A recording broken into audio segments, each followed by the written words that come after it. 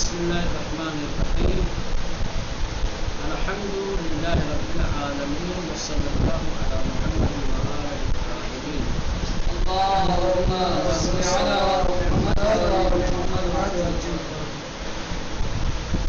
امامیہ کے مخصوص عقائد کے سلسلے میں گفتگو چل رہی تھی.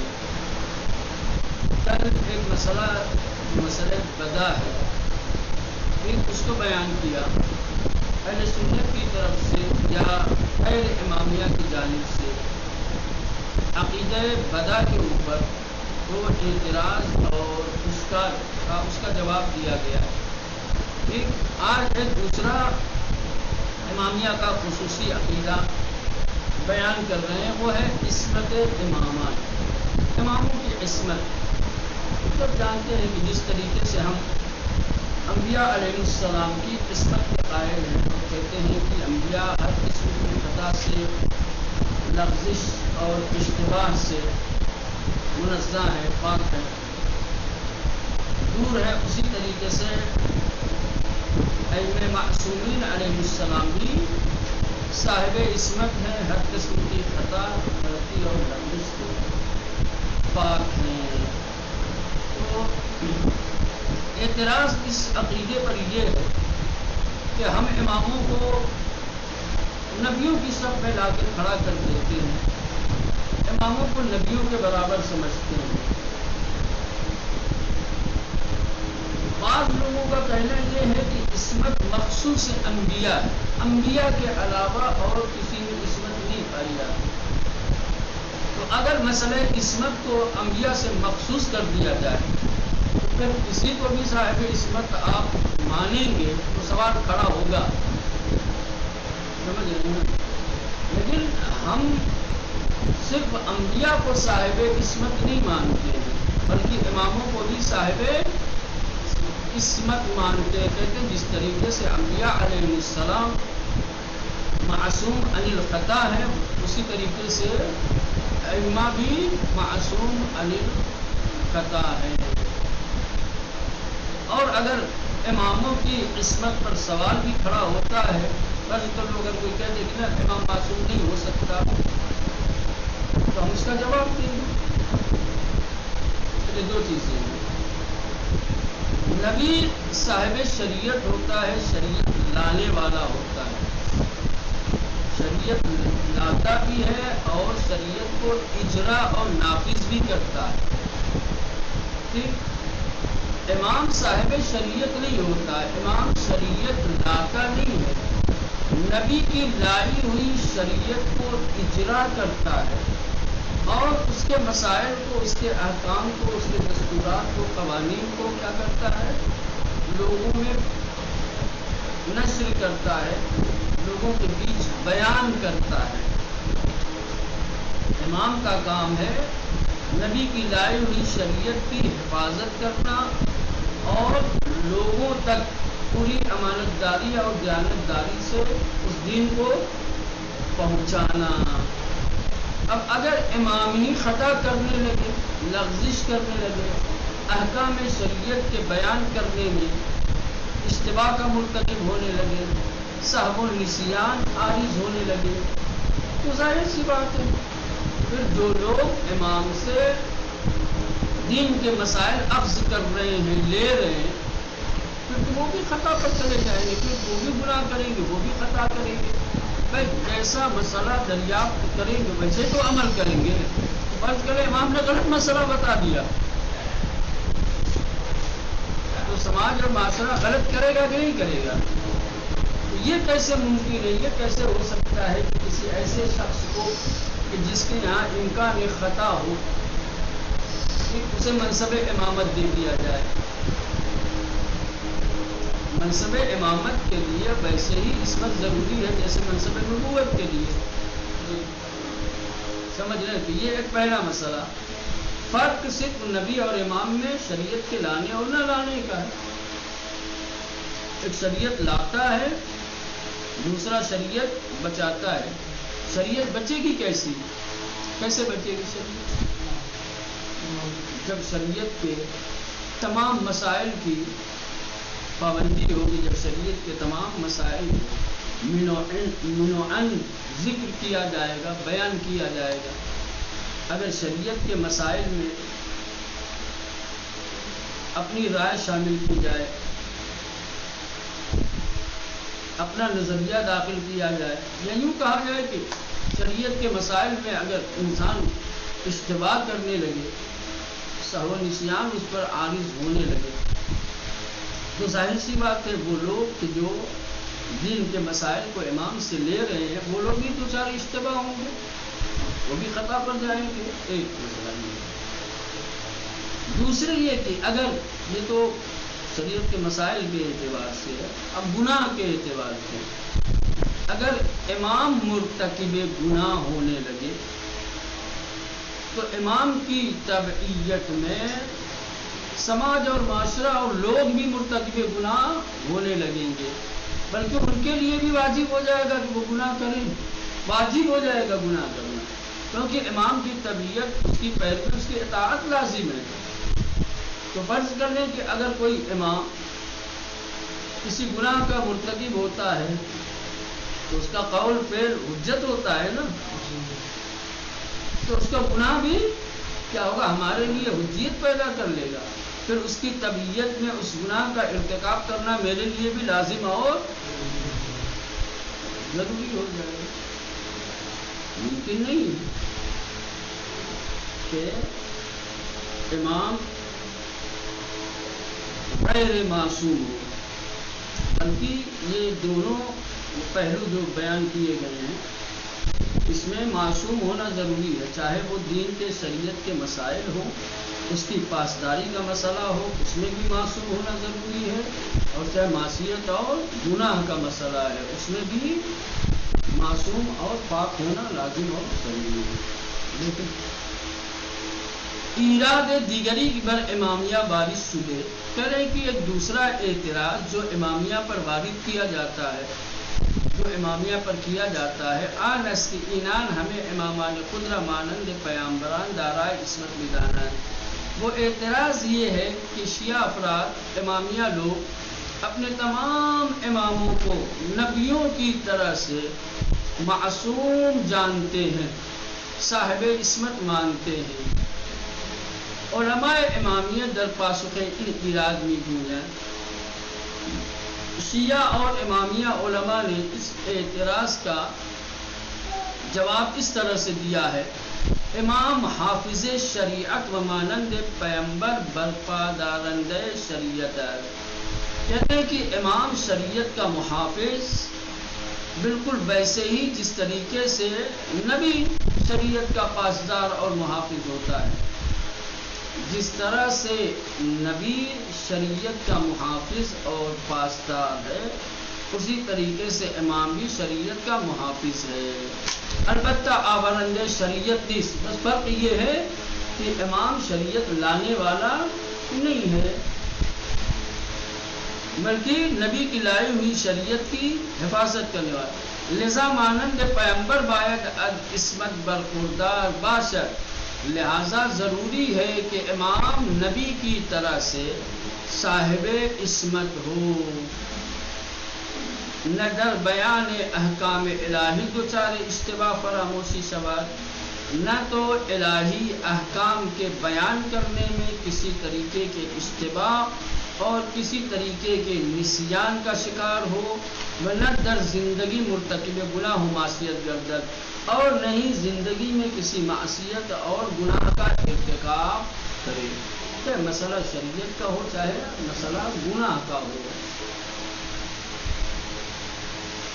دونوں میں محفوظ ہونا چاہیے، پاک ہونا چاہیے.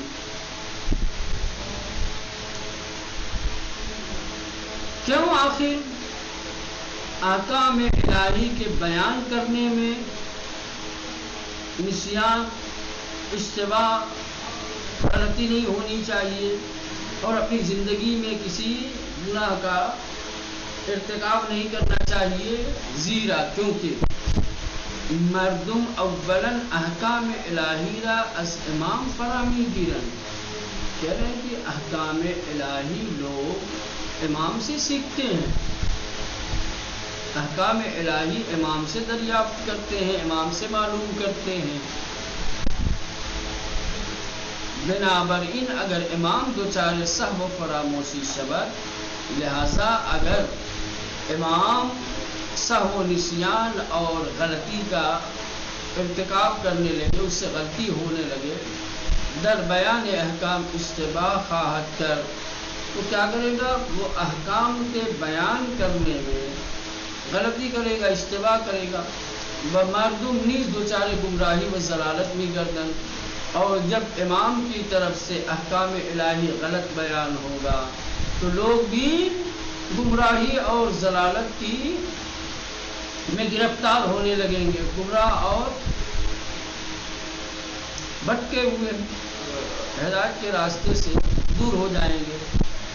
دوم ان کے مردم امامان را در زندگی خود، دوسرا مسئلہ یہ ہے کہ لوگ اماموں کو اپنی زندگی میں بعنوان الگو در نظر نہیں رکھتے، ایک آئیڈیل کے طور پر دیکھتے ہیں، لوگ امام کو اپنا اسوہ اور نمونہ مانتے ہیں۔ لذا اگر قرار باشد امامان خود مرتکب گناہ شوند، لہذا اگر یہ تسلیم کر دیا جائے کہ امام خود مرتکب گناہ ہو سکتا ہے، امام کے لیے اگر گناہ کی اجازت ہو جائے یا امام کے لیے گناہ جائز ہو جائے، تو ارتکاب گناہ اسوء مردم امری جائز، تو پھر گناہ کا ارتکاب لوگوں کے لیے بھی جائز ہو جائے گا۔ اگر امام کے لیے گناہ کرنا جائز ہو جائے تو لوگوں کے لیے بھی گناہ کرنا جائز ہو جائے گا، بلکہ اسباب تبعیت از امام، بلکہ امام کی تبعیت کے باب سے کہ امام کی تبعیت اور پیروی لوگوں پر واجب ہے، واجب خواہد بود، ارتکاب گناہ لوگوں کے لیے واجب ہو جائے گا۔ السوء دیگر عصمت اہل بیت پیغمبر نص صریح قرآن کریم، دوسرے یہ کہ ہم نے جو اماموں کی عصمت کا دعویٰ کیا ہے، یا ہم جو اماموں کی عصمت کے قائل ہیں، تو اس پر نص صریح خداوند متعال نے اس کی دلیل دی ہے۔ اللہ نے اپنے کلام میں اہل بیت اطہار علیہ السلام کی عصمت کی ضمانت لی ہے، انہیں ہر قسم کے رس پلیدی، ہر قسم کے اشتباہ ارتکاب گناہ سے اللہ نے انہیں دور رکھا ہے، جیسا کہ ارشاد ہوتا ہے انما یرید اللہ لیذھب عنکم الرجس اہل البیت ویطہرکم تطہیرا۔ بے شک خداوند متعال نے ارادہ کر لیا ہے کہ ہر قسم کے رس پلیدی کو تم اہل بیت سے دور کرے اور اس طرح سے پاک کرے جیسا پاک کرنے کا حق ہے۔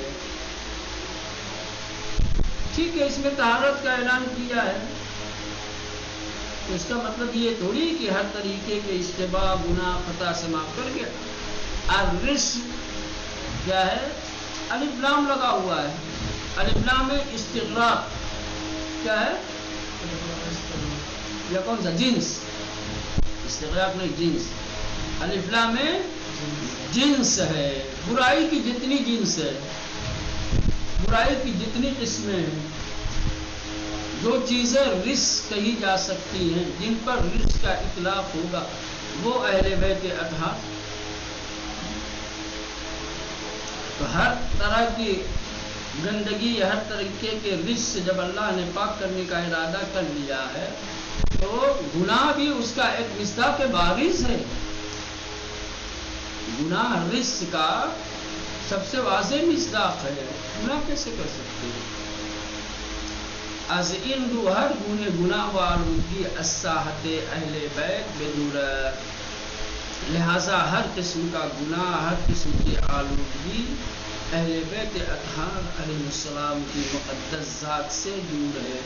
معین معنی عصمت، اور یہی عصمت کا معنی ہے۔ کیا عصمت کا معنی اس کے علاوہ کچھ اور ہے؟ چلے تیسرا اعتراض جو امامیہ پر کیا جاتا ہے وہ ہے غلو کا. ٹھیک، غلو کیا ہے؟ غلو یعنی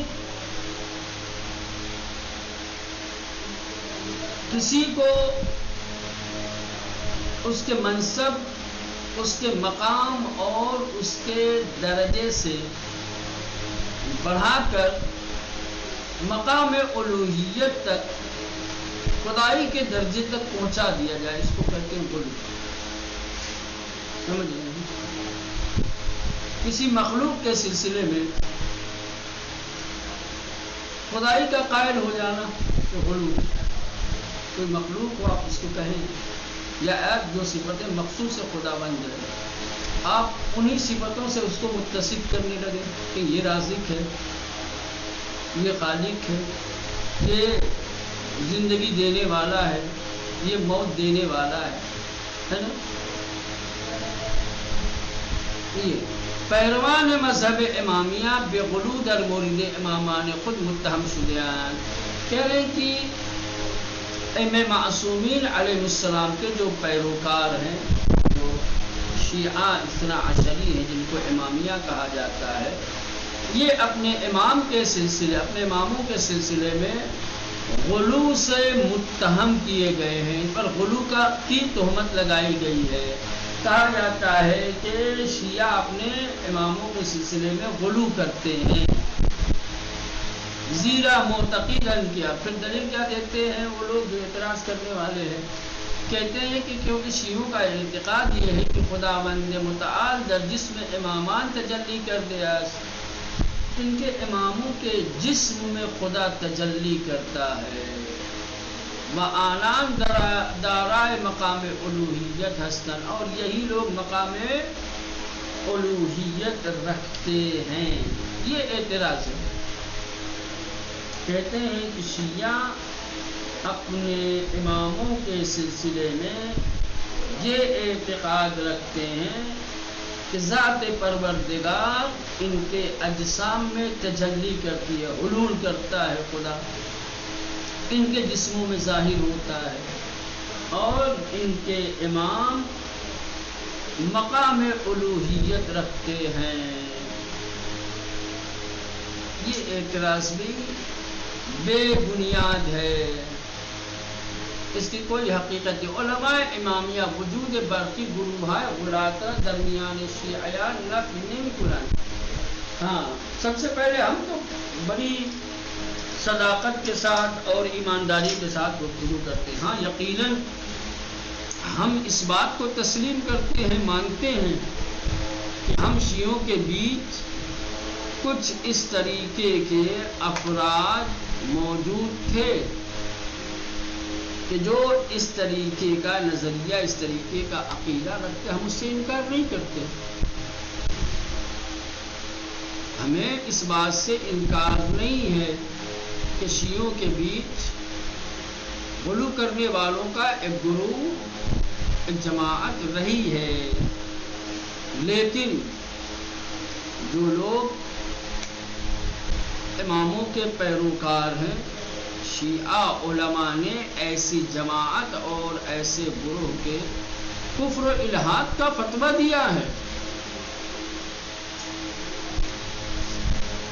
شیعہ علماء کی طرف سے غلو کرنے والوں کے سلسلے میں کفر و الحاد کا فتویٰ خود اس بات کا بین ثبوت ہے کہ یہ اس پر اعتقاد نہیں رکھتے. پہلے اعتقاد رکھنے والوں خلاف فتویٰ کیوں دیتے ہو؟ یہ بات آپ پورے مکتب تشیع کے تمام افراد پہ نہیں لگا سکتے کہ یہ غلو کے قائل ہیں. تاریخ میں گزرے ہیں کچھ ایسے افراد، کچھ ایسی ٹولی، کچھ ایسی جماعت، کچھ ایسا گروہ پایا گیا ہے کہ جو اماموں کے سلسلے میں غلو کرتے تھے. ہم لوگ تو مانتے ہیں، لیکن جب غلو کرنے والوں نے اماموں کے سلسلے میں غلو کیا ہے، اس دور کے علماء نے ان کے کفر و الحاد کا فتویٰ دیا ہے. علماء تشیع کی طرف سے غلو کرنے والوں کے خلاف کفر و الحاد کا فتویٰ یہ تو خود ہماری حمایت کرتا ہے کہ ہم غلو کے تو منع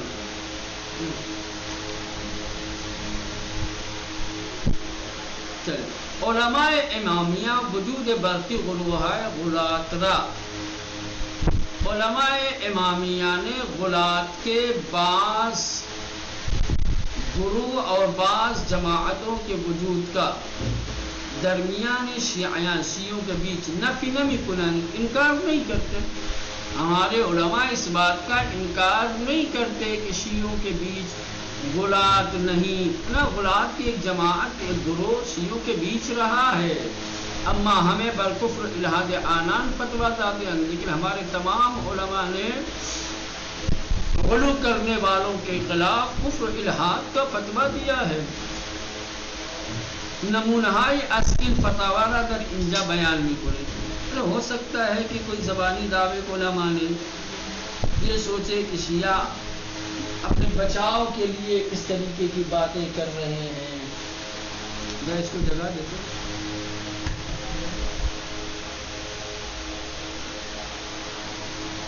ہو سکتا ہے کوئی یہ کہے کہ نہیں بھائی اپنی ان کے سر پہ پڑی ہے، اب ان کے اوپر یہ اشکال یہ اراد وارد ہو رہا ہے، ان کے پاس کوئی جواب نہیں ہے، تو بچنے کے لیے ایسے ہی کہہ رہے ہیں کہ ہمارے علماء نے غلات کے خلاف فتویٰ دیا ہے. میں یہاں پر نمونے کچھ پیش کر رہے ہیں انہیں فتاویٰ کے. الف محمد ابن نعمان اکبری مشہور به شیخ مفید از فقهای بزرگ امامیہ میگوید غلات کی متظاہر به اسلام هستند و به امیر المؤمنین و امامان از نسل او نسبت الوهیت و پیامبری میدهند و آنان را به فضائلی که از حد بیرون است توصیف میکنند گمراه و کافر هستند. شیخ مفید کا فتویٰ ہے یہاں پر، جو امامیہ کے بزرگ بہت بڑے فقیہ ہیں، شیعوں کے بزرگ فقہا میں سے ایک فقیہ ہیں شیخ مفید، یہ کہتے ہیں کہ غلات کہ جو اسلام کا اظہار کرتے ہیں بظاہر جو مسلمان ہیں لیکن امیر المومنین اور امام کہ جو امیر المومنین کی نسل سے ہیں، جو ان کی طرف الوہیت کی یا پیغمبری کی نسبت دیتے ہیں، یا جو ان کی فضیلتوں کے حد سے باہر کی بات ہے، ٹھیک ہے، وہ بیان کرتے ہیں، فضائل میں غلو کرتے ہیں، یہ گمراہ اور کافر ہیں. گمراہ اور کافر ہیں. امیر المومنین علی علیہ السلام در مورد آنان بے قتل و آتش زدن حکم کر کے خود امیر المومنین علیہ السلام نے ایسے لوگوں کے قتل اور انہیں جلا دینے کا حکم دیا ہے.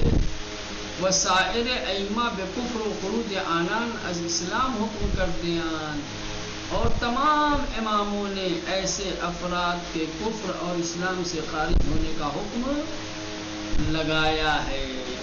تو جہاں ایک طرف خود اماموں نے غلو کرنے والوں کے قتل کو جائز قرار دیا، ان کو آگ لگانے کا حکم دیا، ان کے اسلام سے خارج ہونے جانے کا حکم لگایا ہے، ہمارے فقہا نے، جس میں سے ایک نام شیخ مفید کا، انہوں نے بھی باقاعدہ اماموں کے سلسلے میں غلو کرنے والوں کے کفر و الحاد کا فتویٰ دیا ہے.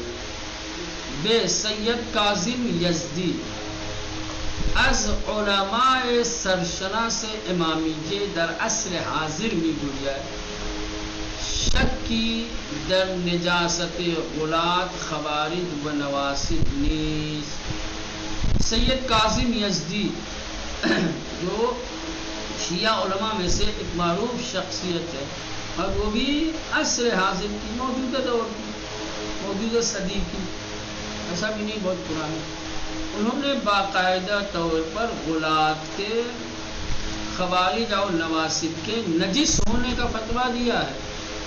خوارج کے نجس ہونے کا فتویٰ کیا مطلب؟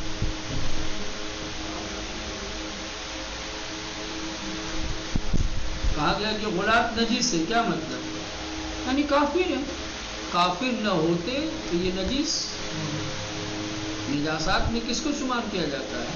کافر۔ تو اب انسانوں میں سے جس کی بھی نجاست کا حکم لگایا جائے گا، سمجھیے کہ وہ سرحد کفر میں ہے، سمجھ رہے ہیں؟ یعنی گویا اس کو کافروں کے سب میں شمار ہے۔ اسی طریقے سے خوارج ہے، نواسب ہے، جس طریقے سے خوارج و نواسب ان کو کافر سمجھا جاتا ہے اور نجاست کا حکم لگایا جاتا ہے ان پر، اسی طریقے سے خوارج بھی ہیں۔ تو یہ فتویٰ بھی بتا رہا ہے کہ ہم غلاط کو قبول نہیں کرتے ہیں، بلکہ غلاط کو ہم اپنے جیسا بھی نہیں سمجھتے ہیں، غلاط کو کافر سمجھتے ہیں، غلو کرنے والے۔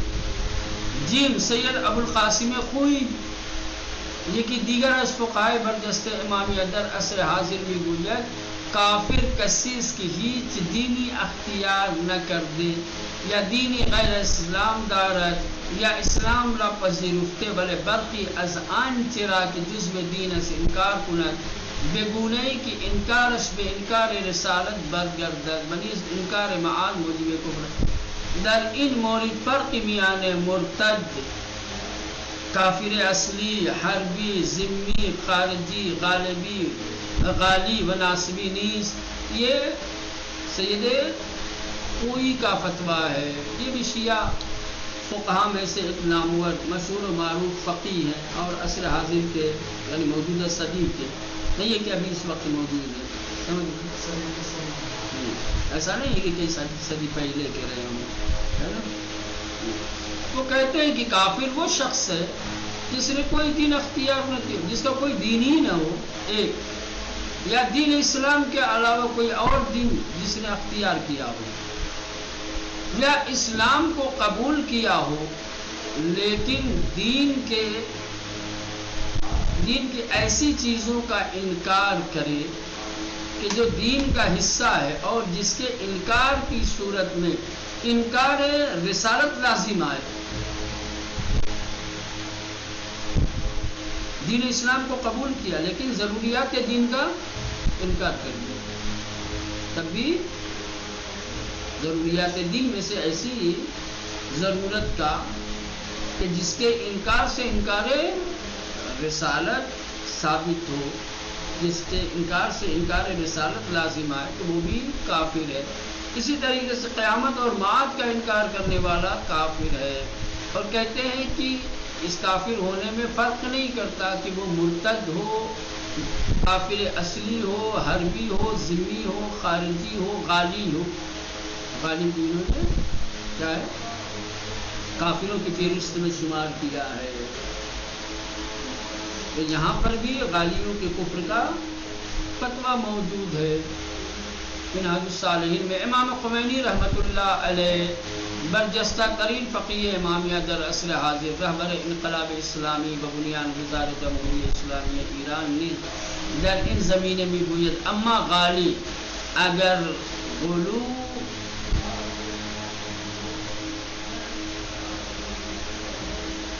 مستلزم انکار الوہیت یا توحید یا نبوت باشد کافر ہے۔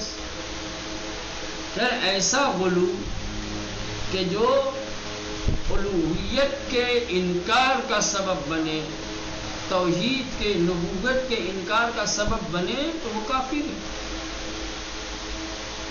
جس غلو کی بات اوپر کی گئی کہ اماموں کو یہ لوگ جو ہے خدا مانتے ہیں یا اس بات کے قائل ہیں کہ ان کے اماموں کے جسموں میں خدا حلول کرتا ہے یا خدا ظاہر ہوتا ہے، تجلی کرتا ہے، تو یہ بھی انکار الوہیت کافی۔ امام خمینی جو امامیہ مسلک اور مذہب کے عظیم برجستہ ترین فقیہ ہیں اور دور حاضر کے، جو جمہوریہ اسلامی ایران کے بانی ہیں اور رہبر انقلاب ہیں، انہوں نے بھی اس سلسلے میں کہا ہے کہ غالب اگر غلو مستلزم انکار الوہیت یا توحید یا نبوت باشد، یعنی کہ اگر غلو الوہیت یا توحید یا نبوت کے انکار کے مستلزم ہو، یعنی کوئی ایسا غلو کرے کہ جس غلو سے الوہیت کا انکار ہو جائے، خدا کی وحدت کا انکار ہو جائے یا نبوت کا انکار ہو جائے تو کافر ہے۔ تو یہ چند فتاویٰ یہاں پر ذکر کیے اس دلیل کے طور پر کہ ہم بھی غالیوں کو قبول نہیں کرتے، لہذا غالیوں کا حساب ہمارے ساتھ نہ کیا جائے، غالیوں کا شمار ہم امامیہ میں، ہم شیعوں میں نہ کیا جائے۔